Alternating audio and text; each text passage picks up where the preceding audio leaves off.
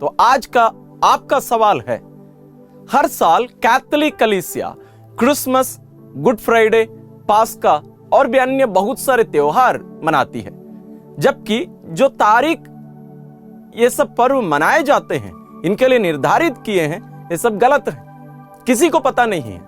और ये सब करने की क्या जरूरत है?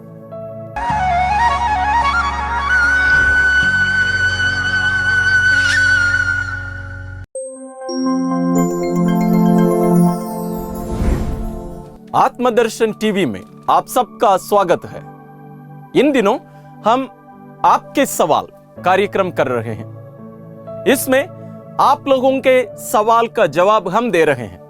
तो आज का आपका सवाल है, हर साल कैथोलिक कलीसिया क्रिसमस, गुड फ्राइडे, पास्का और भी अन्य बहुत सारे त्योहार मनाती है, जबकि जो तारीख ये सब पर्व मनाए जाते हैं, इनके लिए निर्धारित किए हैं, ये सब गलत है, किसी को पता नहीं है। और ये सब करने की क्या जरूरत है? तो आइए, ये बहुत ही विशेष एक विषय है, इस पर हम विचार करेंगे और आपको समझाने की कोशिश करेंगे। आइए हम शुरू करते हैं। क्रिस्तीय जीवन एक पुस्तक पर आधारित नहीं है। कहने का मतलब, हमारा जीवन केवल पवित्र बाइबल पढ़कर उस पर मनन करते हुए या उसको पूर्ण रूप से याद करके जीने का एक काल्पनिक या इमेजिनरी जिंदगी नहीं है। ये वास्तविक जीवन है। क्रिस्त के साथ, प्रभु यीशु के साथ जीने का एक जीवन है क्रिस्तीय जीवन। लेकिन वो सबके लिए सब करने की क्या जरूरत है?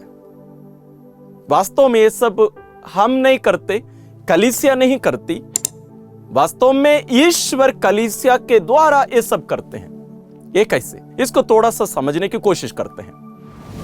क्रिस्तीय जीवन ईश्वरीय जीवन है, मानव जीवन नहीं। हम क्या करते हैं वो नहीं, बल्कि ईश्वर क्या करते हैं वो है। ये कितने सौभाग्य की बात है कि ईश्वर प्रभु यीशु के यानी पिता ईश्वर, पुत्र ईश्वर यानी प्रभु यीशु के संपूर्ण जीवन को एक साल के अंदर ही उनके संपूर्ण जीवन को जीने, मनाने, उसमें सहभागी होने का अवसर कलीसिया के द्वारा हम मनुष्यों को देते हैं। ये कैसे? पिता ईश्वर जैसे अपने पुत्र को पवित्र आत्मा के द्वारा इस धरती पर भेजे, उसी प्रकार अब कलीसिया के इस काल में, इस समय में पवित्र आत्मा के द्वारा ही कलीसिया की सेवा कार्य के द्वारा पुत्र ईश्वर यानी प्रभु यीशु के जीवन को वर्तमान बनाते हैं। The entire life of Jesus is made present to us through the ministry of the church. ये बहुत ही महत्वपूर्ण एक रहस्य है, बात है, इसको समझने की कोशिश करिएगा। और यहां ईश्वर क्या कर रहे हैं? प्रभु यीशु के संपूर्ण जीवन को एक साल के अंदर वर्तमान बना दे रहे हैं और हमें उसमें शामिल करा दे रहे हैं, हमें उसमें सहभागी बना दे रहे हैं। मानो आप और मैं प्रभु यीशु के समय, यानी जब वे शारीरिक रूप से इस धरती पर उपस्थित थे, जीवित थे, उस समय मानो आप और मैं उनके साथ जीवित थे। ये कितनी अच्छी बात है ना। इसलिए मैंने कहा ये कोई काल्पनिक नहीं है, ये दिमाग से सोच के या पढ़ के मनन करके जीने का नहीं, ये वास्तव में उनके साथ चलने का एक अनुभव, यही यहां संपन्न होता है। इसको एक शब्द में हम कहें तो हम इसको कहते हैं लिटर्जिकल ईयर या पूजन पद्धति काल। जैसे यदि आप इसके बारे में थोड़ा बहुत जानते हैं तो यह प्रारंभ होता है आगमन काल के प्रथम रविवार से। उसी दिन से एक नया साल शुरू होता है। वहां से लेकर उसके पिछला जो रविवार रहा, हम एक बहुत बड़ा त्योहार मनाते हैं, महोत्सव मनाते हैं, वो है क्रिस्त राजा पर्व। वही उस साल का अंतिम रविवार रहता है। तो इस प्रकार एक काल चक्र यहां तैयार किया गया है। तो आगमन काल में क्या होता है? आगमन काल में पुराने विधान की बातें यहां याद की जाती है। यानी मुक्तिदाता के आगमन के लिए कैसे लोग इंतजार कर रहे थे, अपने आप को तैयार कर रहे थे। वे सोच रहे थे कब हमारे मुक्तिदाता आएगा, हमें बचाएगा। ये वास्तव में हम कल्पना नहीं कर सकते, क्योंकि मुक्तिदाता आ चुके हैं हमारे लिए। लेकिन उसके पहले लोग कैसे उनके लिए इंतजार कर रहे थे। उनकी मानसिकता, उनका मनोभाव यहां उन दिनों के पाठों के द्वारा हमारे सामने रखा जाता है, ताकि हम भी उन्हीं के मनोभाव के साथ उन बातों को अपनाते हुए ईश्वर की खोज, ईश्वर के लिए चाहत, ईश्वर के लिए भूख और प्यास हमारे मन में, हमारे हृदय में हम उत्पन्न करके उनके लिए इंतजार करें। और ये जो आगमन काल का समय रहता है 4 सप्ताह। ये जैसे आप जानते हैं 25 तारीख प्रभु यीशु का जन्मोत्सव मनाया जाता है। उसके पहले आगमन काल जो प्रारंभ होता है, जो रविवार, वो बदलते रहता है। वो कभी नवंबर में प्रारंभ होता है या दिसंबर में ही शुरू होता है, वो फिक्स नहीं है। लेकिन यह निर्धारित किया जाता है कि वो 4 सप्ताह उसमें आए। और एक टिप्पणी मैं इसमें करना चाहूंगा, जैसे ये सब जो डेट्स हैं, ये जरूरी नहीं है कि प्रभु यीशु दिसंबर 25 तारीख को ही जन्म लिए हों, उसकी जरूरत नहीं है। तो अभी आप सोच रहे होंगे कि फादर आप क्या कह रहे हैं। जी हां, ये जरूरी नहीं है। लेकिन यहां क्या किया जा रहा है, संपूर्ण जीवन को, प्रभु यीशु के संपूर्ण जीवन को 1 साल के अंतराल में, उसके बीच में ही इतने दिनों के अंदर ईश्वर उसको वर्तमान बना के हमें उसमें सहभागी बना रहे हैं। यहां तारीख महत्वपूर्ण नहीं होता है, वो घटना महत्वपूर्ण होती है। क्या हुआ यह महत्वपूर्ण होता है। इसलिए हम देखेंगे उससे 9 महीने पहले हम उनके गर्भागमन का महोत्सव मनाते हैं। उसी प्रकार मां मरियम का जन्मोत्सव हो, संदोंगे त्योहार हो। जरूर संदोंगे जो तारीख, सब बहुत सारे संदोंगे हम जानते हैं, लेकिन ये सब बहुत महत्वपूर्ण नहीं होते हैं। आगमन काल के बाद में एक काल आता है, वो है ख्रिस्त जयंती काल या क्रिसमस सीजन। यहां हम प्रभु यीशु के जन्मोत्सव को मनाते हैं। 25 दिसंबर हम मनाते हैं। यह जाता है प्रभु यीशु के बपतिस्मा के दिन तक। वो एक रविवार को सामान्य रूप से मनाया जाता है, कभी कभी वो दिन आगे पीछे भी होते हैं, तो ये सामान्य काल में चला जाता है। तो विशेष रूप से क्रिसमस का जो समय है या ख्रिस्त जयंती काल है, ये प्रथम 8 दिन यानी 25 तारीख से लेके 8 दिन, ये उसका 8वां या ऑक्टेव होता है। उन दिनों में यदि आप पवित्र यूकरिस्तीय बलिदान में सहभागी होते आ रहे हो, आप वहां ध्यान देंगे कि ये 8 दिन, हर दिन के मिस्सा बलिदान में महिमा गान लिया जाता है।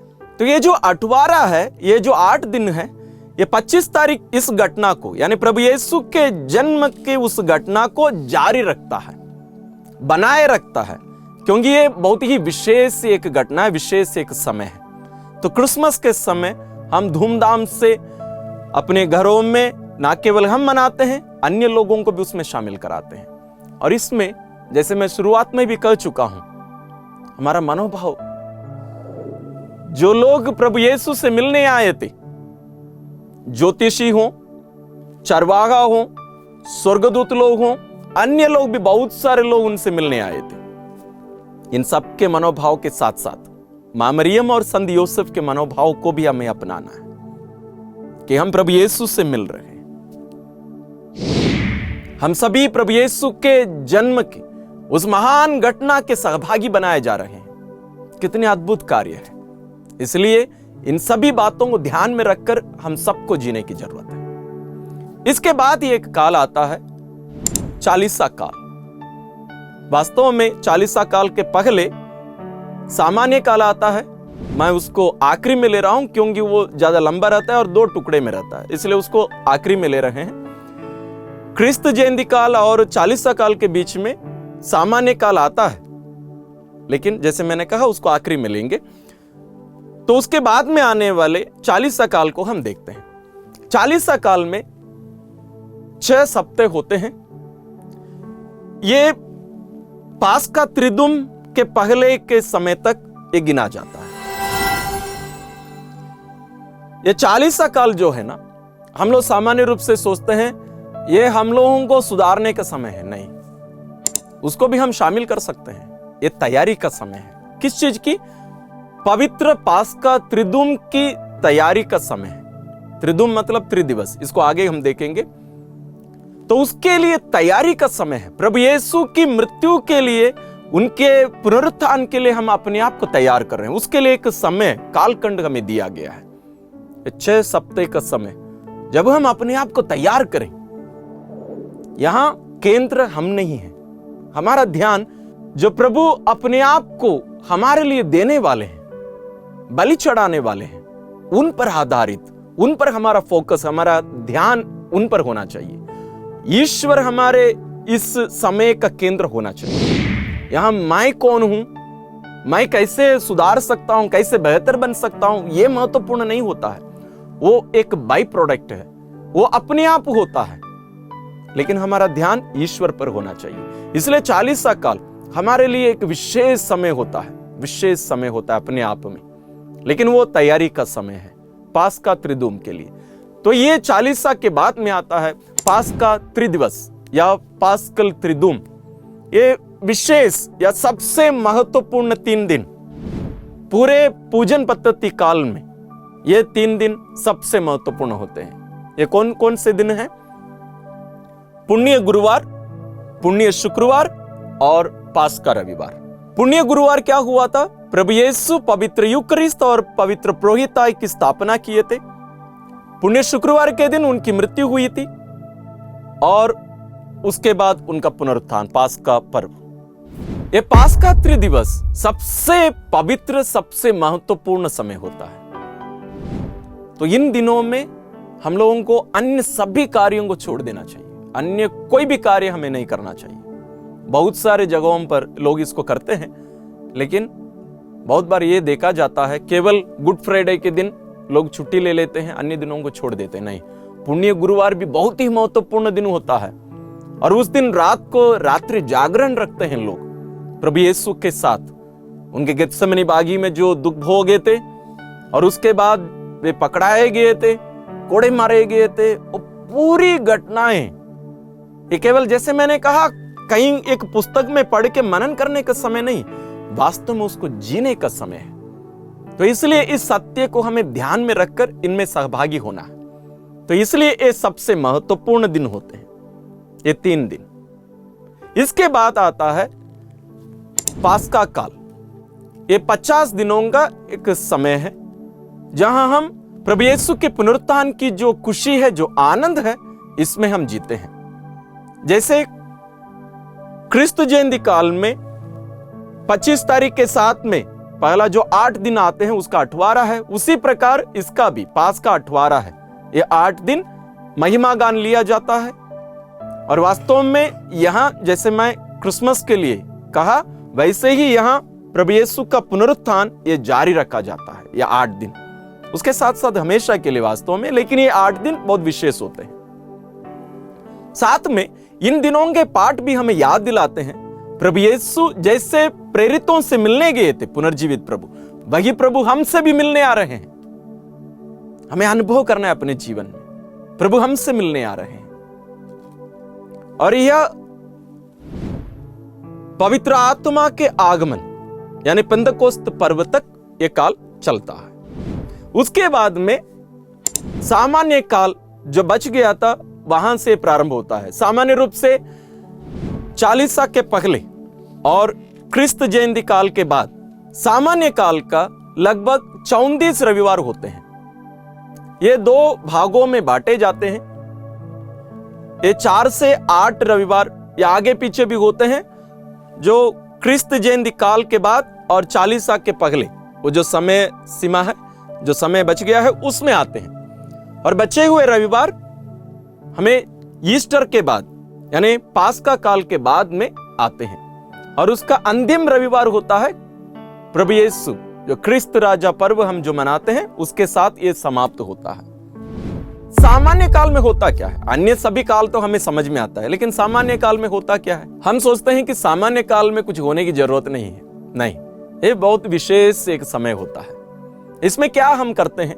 ईश्वर कलीसिया के द्वारा प्रभु यीशु की शिक्षा, जो प्रचार प्रसार प्रभु किया करते थे, चंगाई देते थे लोगों को, उन सभी घटनाओं को इन दिनों में, सामान्य काल के समय में ईश्वर वर्तमान बनाते हैं। तो हम देख रहे हैं कि पूरे साल में ईश्वर हमारे साथ चलने का एक अनुभव और वास्तव में हमें प्रभु यीशु के जीवन के सहभागी बना रहे हैं, मानो हम उनके साथ चल रहे हैं। तो उनका संपूर्ण जीवन, एक साल के अंतराल में पूरा जीवन, संपूर्ण जीवन हमें यहां वर्तमान बनाया जा रहा है। The entire life of Jesus is made present to us। और हम उन घटनाओं के सहभागी बना रहे हैं। हम उनको स्पर्श कर सकते हैं, हम उनकी सुन सकते हैं, उनको देख सकते हैं। जैसे हम पवित्र बाइबल में पढ़ते हैं, क्या ये काल, ये जो समय है, ये सब हमारे साथ ऐसे होता है? यदि नहीं है, उसका मुख्य कारण यह है जानकारी की कमी। और मैं विश्वास करता हूं आज जब हम इन सभी बातों के बारे में हम चर्चा कर रहे हैं, मनन कर रहे हैं, यह हमें पुनः इन सभी बातों को और भी गहरे रूप से जानने और उनको जीने के लिए हमें प्रेरित करना चाहिए।